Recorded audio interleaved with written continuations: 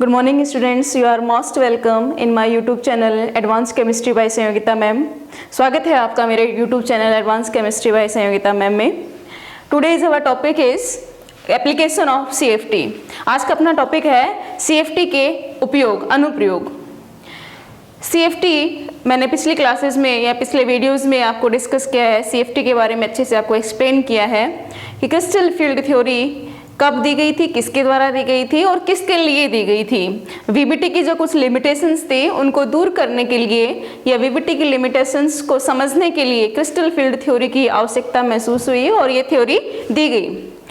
Crystal field theory orbitals की shape और उसमें स्प्लिटिंग के बारे में एक्सप्लेन करती है, ज्योमेट्री से ज्योमेट्री एंड टेट्राहाइड्रल, ऑक्टाहाइड्रल और स्क्वायर प्लेनर कॉम्प्लेक्सेस में। अब है इसका एप्लीकेशन पार्ट देख रहे हैं। जो क्रिस्टल फील्ड थ्योरी है वो कोई भी कोऑर्डिनेशन कंपाउंड के लिए उसमें कलर को अच्छे से एक्सप्लेन करती है, उसकी ज्योमेट्री को एक्सप्लेन करती है और साथ ही साथ उसकी मैग्नेटिक प्रॉपर्टीज को एक्सप्लेन करती है। VBT की लिमिटेशन थी कि जो D9 कॉन्फ़िगरेशन के ऑक्टाहाइड्रल कॉम्प्लेक्सेस होते हैं, D9 इलेक्ट्रॉनिक कॉन्फ़िगरेशन के ऑक्टाहाइड्रल कॉम्प्लेक्सेस होते हैं, उनकी डिस्टोर्टेड ऑक्टाहाइड्रल शेप होती है, डिस्टोर्टेड ज्योमेट्री होती है, उसे वो एक्सप्लेन नहीं कर सकती थी। लेकिन क्रिस्टल फील्ड थ्योरी इसे अच्छे से एक्सप्लेन करती है कि उनकी ऑक्टाहाइड्रल शेप जो डिस्टोर्टेड होती है वो डिस्टोर्टेड क्यों होती है, यानी कि ज्योमेट्री में डिस्टोर्शन किसके कारण आता है, और इसे हम जॉन टेलर डिस्टोर्शन से एक्सप्लेन करेंगे आगे आने वाले वीडियोज़ में। जॉन टेलर डिस्टोर्शन को अगले वीडियो में हम डिस्कस करेंगे। जॉन टेलर डिस्टोर्शन में ब्रीफ आपको आइडिया दे देती हूँ क्या होता है। ये ज्योमेट्री में डिस्टोर्शन होता है किसके कारण होता है, जब T2Z और EZ ऑर्बिटल में एसिमेट्रिक इलेक्ट्रॉनिक कॉन्फ़िगरेशन प्रेजेंट होता है तो उस कंडीशन में T2Z और EZ ऑर्बिटल्स में फर्दर स्प्लिटिंग हो जाती है जिससे एक्स्ट्रा CFSE रिलीज होती है और कोऑर्डिनेशन कंपाउंड्स की स्टेबिलिटी इंक्रीज हो जाती है। ठीक है, तो जॉन टेलर डिस्टोर्शन एक्सप्लेन करता है D9 इलेक्ट्रॉनिक कॉन्फ़िगरेशन में जो डिस्टोर्टेड शेप होती है उसको। ठीक है, तो क्रिस्टल फील्ड थ्योरी अच्छे से एक्सप्लेन करती है distorted geometry of D9 electronic configuration compounds. Second point is कि क्रिस्टल फील्ड थ्योरी कंपाउंड्स की मैग्नेटिक प्रॉपर्टी तो VBT भी एक्सप्लेन करती थी, VBT भी बताती थी कि वो पैरामैग्नेटिक है या फिर डायमैग्नेटिक है, लेकिन उसकी लिमिटेशन थी कि वो उसमें क्वांटिटेटिव एक्सप्लेनेशन नहीं देती थी, मतलब मैग्नेटिक मोमेंट का मान कैलकुलेट नहीं करना बताया VBT ने। लेकिन क्रिस्टल फील्ड थ्योरी के अनुसार लिगेंड्स अगर स्ट्रॉन्ग लिगेंड है या वीक लिगेंड है उसके बेसिस पर हम उसमें number of unpaired electron calculate कर लेते हैं, और नंबर ऑफ अनपेड इलेक्ट्रॉन से एक फॉर्मूला दिया था मैग्नेटिक मोमेंट कैलकुलेट करने का, mu equal to n+2 root Bohr magneton. इससे हम मैग्नेटिक मोमेंट का मान कैलकुलेट कर सकते हैं। Mu equal to 0 then it is diamagnetic, if mu is not equal to 0 then it is paramagnetic,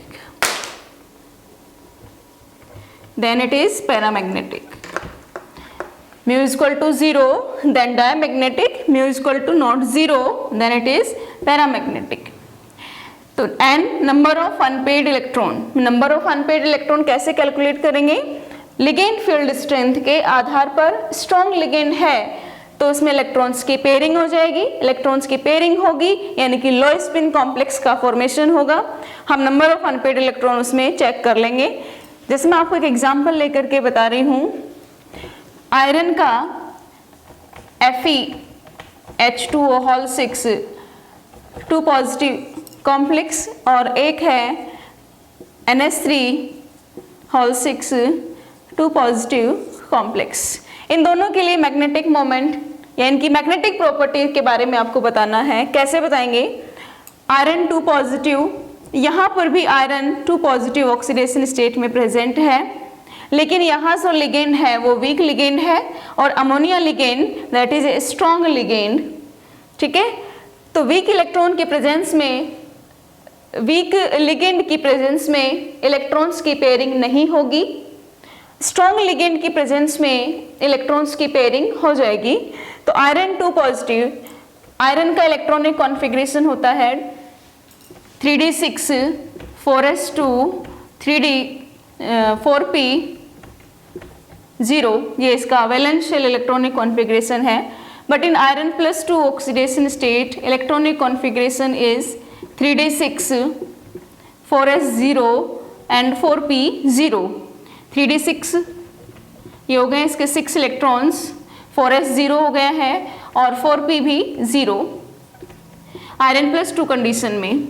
same condition यहाँ पर है, यहाँ पर भी आयरन +2 ऑक्सीडेशन स्टेट में प्रेजेंट है. लेकिन अब बात आती है लिगेंड्स की. यहाँ जो लिगेंड है वो स्ट्रॉन्ग लिगेंड वीक लिगेंड है और ये जो लिगेंड है ये स्ट्रॉन्ग लिगेंड है. तो स्ट्रॉन्ग लिगेंड में इलेक्ट्रॉन्स की पेयरिंग होगी. तो H2O के लिए इसका electronic configuration as it is रहेगा.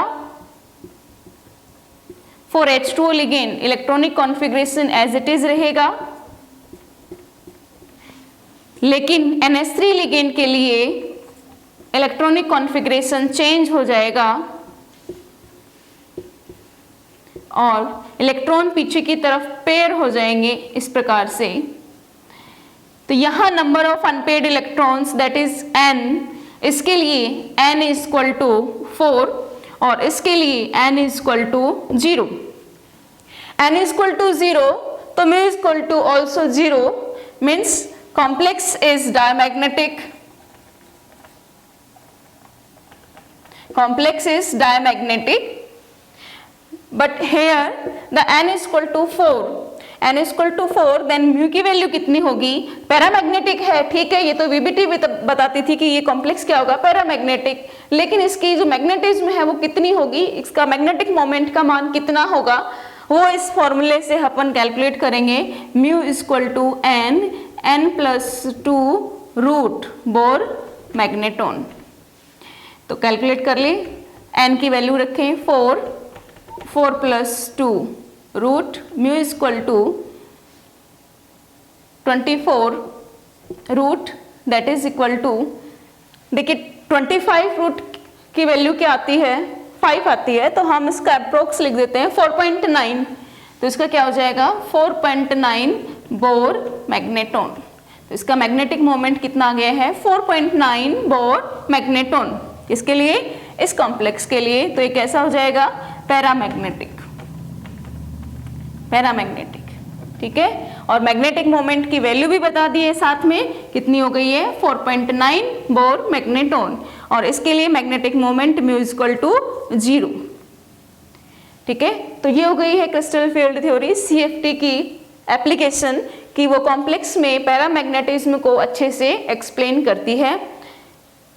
Mu = n + 2 Bohr magneton formula से हम मैग्नेटिक मोमेंट का मान कैलकुलेट करके मैग्नेटिज्म को बता सकते हैं. Mu = 0 then diamagnetic, mu = not 0 then it is paramagnetic. ठीक है. अगला पॉइंट है कि जो क्रिस्टल फील्ड थ्योरी है वो सबसे इंपॉर्टेंट पॉइंट है ये कि crystal field theory transition metal complexes में कलर को एक्सप्लेन करती है. सबसे इंपॉर्टेंट पॉइंट है इसका, कलर को एक्सप्लेन करती है. ये वीबीटी की लिमिटेशन थी कि वो कलर को एक्सप्लेन नहीं करती थी, क्योंकि जो ट्रांजिशन मेटल कॉम्प्लेक्सेस होते हैं वो जनरली क्या होते हैं कलरफुल होते हैं. क्योंकि ट्रांजिशन मेटल्स में number of unpaired electron present होते हैं और अनपेयर्ड इलेक्ट्रॉन प्रेजेंट होने के कारण उनके जो कॉम्प्लेक्स होंगे वो कलर्ड होंगे. लेकिन वीबीटी उसके बारे में कोई आइडिया नहीं देती थी, बट CFT इसको बहुत अच्छे से एक्सप्लेन करती है. तो ये CFT की सबसे बड़ी इसकी एप्लीकेशन है कि ये ट्रांजिशन मेटल कॉम्प्लेक्सेस में कलर को एक्सप्लेन करती है. कैसे एक्सप्लेन करती है समझ लीजिए इसको. अकॉर्डिंग टू CFT जब मेटल फ्री फॉर्म में प्रेजेंट होती है तो उसके सभी d ऑर्बिटल्स की एनर्जी सेम होती है. सभी d ऑर्बिटल्स डीजनरेट होते हैं, समान ऊर्जा वाले होते हैं. सपोज ये इसका एनर्जी लेवल है तो सभी d ऑर्बिटल्स कैसे होते हैं सेम एनर्जी वाले, समान ऊर्जा वाले. 5 degenerated d orbitals in free form. लेकिन जब लिगेंड के कांटेक्ट में आते हैं तो इन d ऑर्बिटल्स में स्प्लिटिंग हो जाती है. इससे 2 सेट या 2 एनर्जी लेवल्स का फॉर्मेशन होता है. 4 octahedral the splitting is in this way, क्या T2Z होगा लो एनर्जी लेवल में और EZ होगा हायर एनर्जी लेवल में। ये किसके लिए होगा? फॉर ऑक्टाहाइड्रल कॉम्प्लेक्स है ये, for octahedral complex in presence of ligand, in presence of ligand.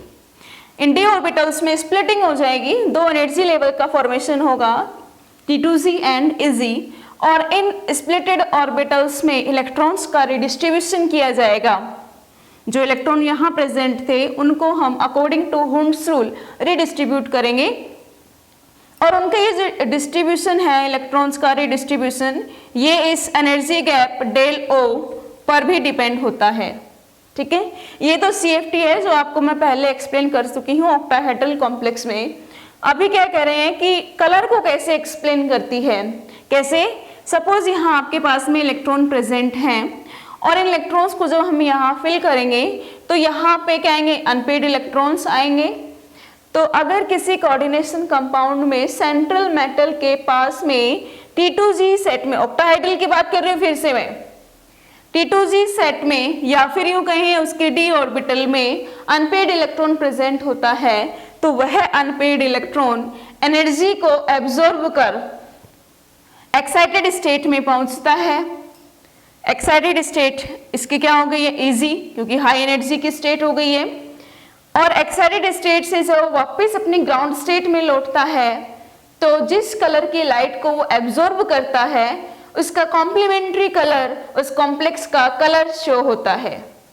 ठीक है, जिस कलर की लाइट को उसने एब्जॉर्ब किया था उसका कॉम्प्लीमेंट्री कलर हमें उस कॉम्प्लेक्स का कलर दिखाई देता है। ठीक है, तो इस ये क्या हो गया है? d ऑर्बिटल से एक इलेक्ट्रॉन, क्योंकि ये किसका पार्ट है? d का पार्ट है, d के दो सेट हैं T2Z और EZ, तो d ऑर्बिटल से एक इलेक्ट्रॉन एक्साइट होता है d ऑर्बिटल में और वापस वो d से कहाँ आता है? d में ही। तो ये एक इलेक्ट्रॉन का ट्रांजिशन हो गया है, इसको क्या कहते हैं हम? dd transition. d से d में ट्रांजिशन, इसको बोलते हैं dd ट्रांजिशन। और dd ट्रांजिशन के कारण कॉम्प्लेक्सेस कैसे होते हैं? कलर्ड होते हैं। ठीक है, चलिए इसका एक एग्जांपल लेकर के एक्सप्लेन करते हैं। टाइटेनियम का TiH2O whole 6 3 positive complex ion, ये पर्पल कलर का होता है। TiH2O whole 6 3 positive complex ion purple colour का होता है। कैसे इसको एक्सप्लेन करेंगे? देखिए यहाँ इसकी ऑक्सीडेशन स्टेट कितनी है? +3। Scandium titanium, titanium electronic configuration हो जाएगा 3d2 4s2। टाइटेनियम का electronic configuration 3d2 4s2 4p0, लेकिन टाइटेनियम +3 ऑक्सीडेशन स्टेट में है।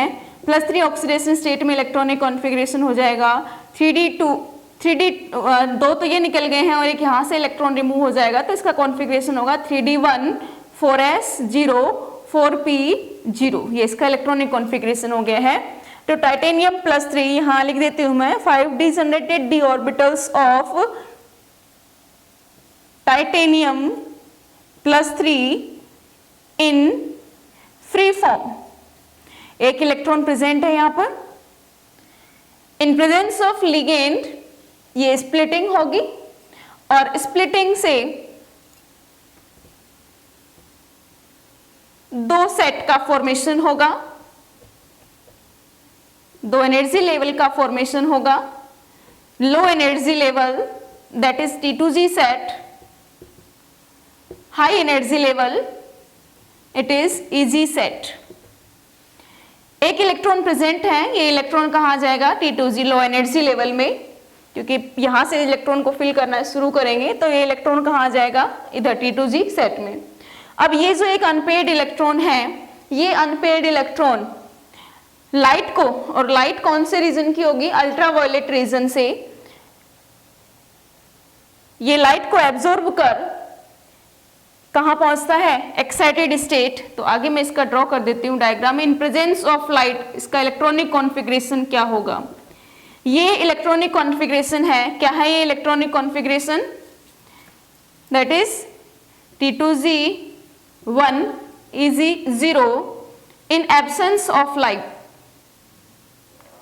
In absence of light. But in presence of light, in presence of light, the electronic configuration is, क्या होगा कि ये जो इलेक्ट्रॉन है ये एक्साइट होके कहाँ चला जाएगा, इस Eg सेट में, यहाँ आ जाएगा। यहाँ से इलेक्ट्रॉन कहाँ चला गया है, Eg में, तो इलेक्ट्रॉनिक कॉन्फ़िगरेशन हो जाएगा T2G0 Eg1। ठीक है, इलेक्ट्रॉन यहाँ से एक्साइट होके कहाँ चला गया है, Eg में, हाई एनर्जी लेवल में। लेकिन यहाँ चूंकि ये हायर एनर्जी की स्टेट है तो इसकी स्टेबिलिटी कम होती है, तो वापस ये इलेक्ट्रॉन यहाँ से अपने ग्राउंड स्टेट में लौटता है। तो जिस कलर की लाइट को उसने एब्जॉर्ब किया था उसका कॉम्प्लीमेंट्री कलर उस कॉम्प्लेक्स का कलर होगा। तो जब ये इलेक्ट्रॉन यहाँ से यहाँ गया था तब इसने 500 nm वेवलेंथ की लाइट को एब्जॉर्ब किया था, जिसे जो कि ग्रीन लाइट थी। 500 nm वेवलेंथ की लाइट को एब्जॉर्ब किया था जो कि ग्रीन लाइट थी, और उस ग्रीन लाइट का कॉम्प्लीमेंट्री कलर पर्पल इस कॉम्प्लेक्स का क्या होता है, कलर होता है। ठीक है, तो इसे हम कहते हैं डी ट्रांजिशन। ये इलेक्ट्रॉन जब यहां से यहां जाता है तो इसको हम कहते हैं डी ट्रांजिशन। डी ट्रांजिशन क्यों? कि मेटल के डी ऑर्बिटल से इलेक्ट्रॉन मेटल के डी ऑर्बिटल में ट्रांसफर होता है, इसलिए इसको कहते हैं हम डी ट्रांजिशन। और इस डी ट्रांजिशन से हम ट्रांजिशन मेटल कॉम्प्लेक्सेस में कलर को एक्सप्लेन करते हैं। इसके लिए फर्स्ट कंडीशन डी में, यानी कि डी का जो लोअर एनर्जी लेवल है उसमें अनपेड इलेक्ट्रॉन प्रेजेंट होना जरूरी है। अगर अनपेड इलेक्ट्रॉन नहीं है तो डी ट्रांजिशन नहीं होगा और कॉम्प्लेक्स कैसा होगा, कलरलेस। अगर वहां अनपेड इलेक्ट्रॉन प्रेजेंट है तो वो कलरफुल होगा, अनपेड इलेक्ट्रॉन नहीं है तो वो कलरलेस हो जाएगा। ठीक है, तो D0 कॉन्फ़िगरेशन वाले या फिर D5 इलेक्ट्रॉनिक कॉन्फ़िगरेशन वाले या D10 इलेक्ट्रॉनिक कॉन्फ़िगरेशन वाले कंपाउंड कलरलेस होते हैं, क्योंकि D0 में तो इलेक्ट्रॉन है ही नहीं, और D5 की कंडीशन में एक स्टेबल इलेक्ट्रॉनिक कॉन्फ़िगरेशन होता है, तो इसमें डी ट्रांजिशन की प्रोबेबिलिटी कम होती है। तो या तो बहुत लाइट कलर के होते हैं या फिर वो कलरलेस होते हैं। और D10 में फुल्ली फिल्ड इलेक्ट्रॉनिक कॉन्फ़िगरेशन होता है, तो अनपेड इलेक्ट्रॉन नहीं है, तो उस कंडीशन में भी इलेक्ट्रॉनिक ट्रांजिशन डी ट्रांजिशन नहीं होगा। इसलिए वहाँ पर भी जो कॉम्प्लेक्स होंगे वो कैसे होंगे, कलरलेस होंगे। तो CFT एक्सप्लेन करती है ट्रांजिशन मेटल कॉम्प्लेक्सेस में कलर को, किसे, डी ट्रांजिशन से। ठीक है, तो इसकी दो सबसे अच्छी एप्लीकेशन है, एक तो ये कलर को अच्छे से एक्सप्लेन करती है और दूसरी ट्रांजिशन मेटल कॉम्प्लेक्सेस में मैग्नेटिज्म को शो करती है। इसके जो मैग्नेटिक बिहेवियर है उसका क्वांटिटेटिव आइडिया देती है। एक फॉर्मूला है μ=n+2 का रूट बोर मैग्नेटॉन। इस फॉर्मूले में n वैल्यू रख करके n number of unpaired electron, उससे हम कैलकुलेट कर लेते हैं मैग्नेटिक मोमेंट का मान। If μ=0 then it is diamagnetic और μ=0 देन इट इज पैरामैग्नेटिक। इसकी सबसे अच्छी एक और एप्लीकेशन भी बताई है मैंने कि ज्योमेट्री, और ज्योमेट्री किसके रेस्पेक्ट में, ज्योमेट्री D9 इलेक्ट्रॉनिक कॉन्फ़िगरेशन के रेस्पेक्ट में, जो कि डिस्टॉर्टेड ऑक्टाहाइड्रल शेप होती है, उसे ये जॉन टेलर डिस्टॉर्शन से एक्सप्लेन करती है। ठीक है, अब बात करते हैं, चलिए ये इसके एप्लीकेशन हो गए हैं CFT के 3 एप्लीकेशन। अब बात करते हैं लिमिटेशन ऑफ CFT। कोई भी थ्योरी होती है उसकी अगर एप्लीकेशन पार्ट होता है तो साथ में उसकी लिमिटेशन भी होती है कोई ना कोई।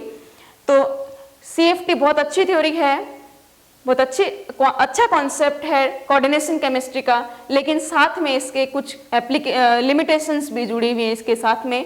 सबसे बड़ी इसकी लिमिटेशन यही है, जो इसकी पोस्टुलेट था उसी पर बेस्ड है। क्या? इसका पहला पोस्टुलेट यही था कि there is an electrostatic force of attraction between metal and ligand, there is no intermixing of orbitals, means this theory deals with an ionic character between metal and ligand। ये theory metal और ligand के बीच में आयनिक character को discuss करती है। कौन से character को बताती है? आयनिक बॉन्ड को। तो बॉन्ड अगर 100% आयनिक है, यानी कि उसमें कोई कोवलेंट कैरेक्टर नहीं है, लेकिन जो कई कंपाउंड्स का